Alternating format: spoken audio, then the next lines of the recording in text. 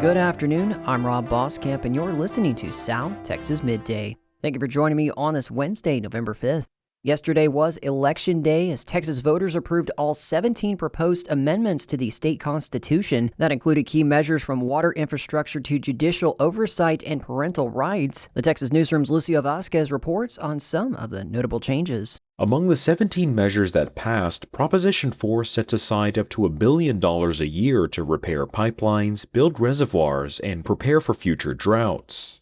Proposition 12 gives the State Commission on Judicial Conduct more power to discipline judges and changes how its members are chosen. Supporters, including Governor Greg Abbott, say it'll make the judicial system more transparent.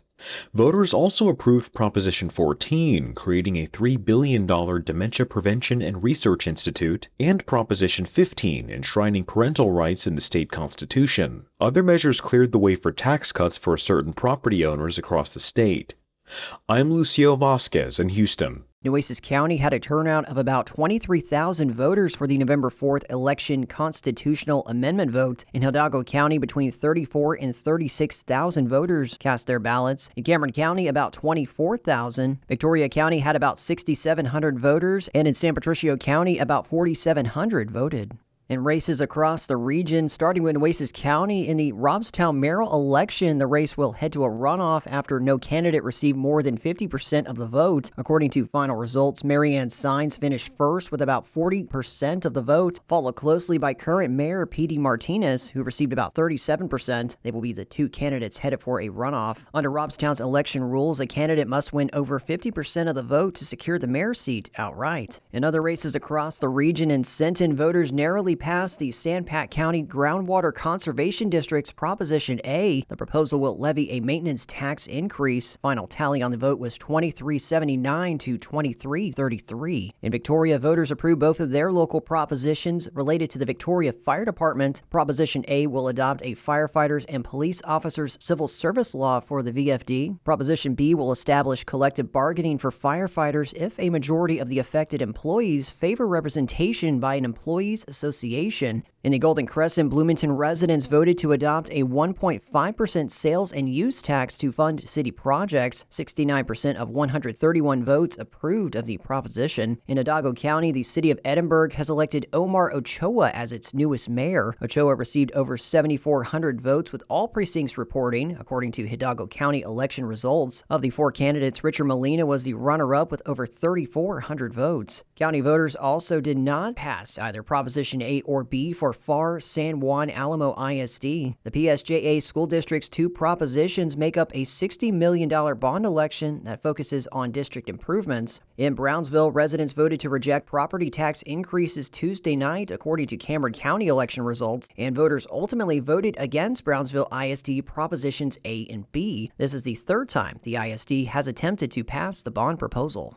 We now head back to Corpus Christi, where City Hall was filled with leaders and residents last night discussing the future of Corpus Christi's water infrastructure. The city filed a petition seeking to place its well fields under the Corpus Christi Aquifer Storage and Recovery Conservation District. Esteban Ramos, general manager of the district, told KIII News that he believes the well fields offer a potential advantage for the region. The city of Corpus Christi and the potential to serve over 300,000 people within the Nueces County and the Coastal Bend as customers. This adds to a supply. That was Ramos speaking to KIII. He said if the land is not placed under the district's regulation, it could lead to a reduction in production and add costs for production to the city of Corpus Christi and its ratepayers. With the board approving the city's petition, Ramos said next steps are for the city to submit necessary permits to begin the regulatory process. Tomorrow evening, Corpus Christi Water will host a public information session on the Nueces Groundwater Wells Project. The open discussion will be from 6 to 7 p.m. at Grace United Methodist Church at 14521 Northwest Boulevard. The session will provide an opportunity to learn more about groundwater resources, meet with CCW staff, and share input on the Critical Water Supply Initiative. It will cover a variety of topics essential to the city's Nueces groundwater program, as well as other water supply projects, specifically including the Gulf Coast Aquifer, Nueces groundwater well design, and drought information.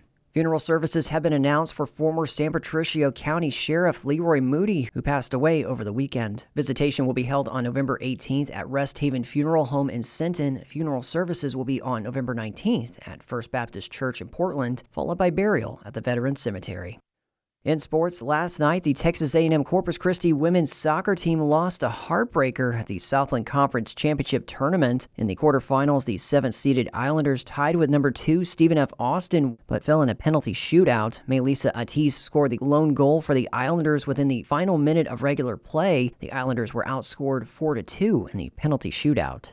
Corpus Christi native, retired NASA engineer, and author George Salazar shared his inspiring story with stargazers, aspiring astronauts, and college students at Del Mar College's Oso Creek campus. KEDT's Spencer Chehawk was there to hear more of his story. What happened to me, the grades did not predict what was going to happen to my career. It's more of what you know, what you adapt to, what you innovate, and getting along with people, it will make you more successful.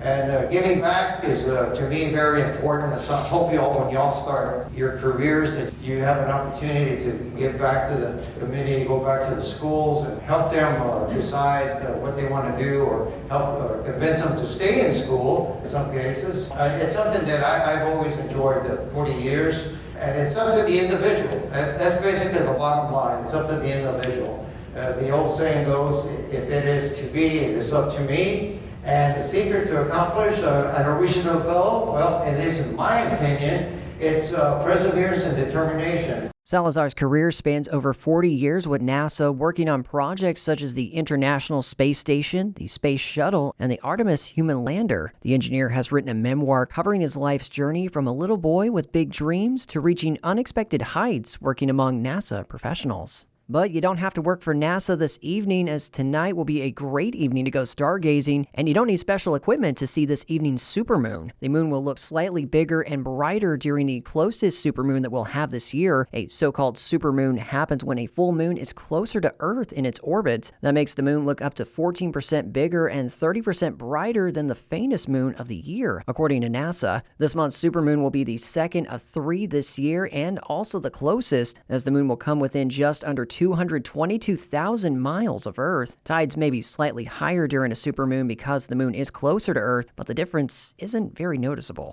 And that is the latest news and information on South Texas Midday. I'm Rob Boskamp. Your community arts calendar and more is on the way.